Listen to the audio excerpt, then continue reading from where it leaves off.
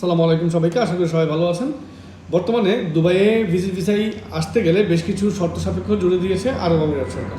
সেই শর্ত সাপেক্ষগুলোর মধ্যে একটি শর্ত হচ্ছে, যারা ভিজিট ভিসায় দুবাই আসবে তাদের অবশ্যই 3000 দিরহাম সমপরিমাণ ডলার থাকতে হবে, 3000 দিরহাম থাকতে হবে অথবা 3000 দিরহাম সমপরিমাণ ডলার থাকতে হবে, এবং কনফার্ম রিটার্ন টিকিট থাকতে হবে, সাথে কনফার্ম হোটেল বুকিং থাকতে হবে।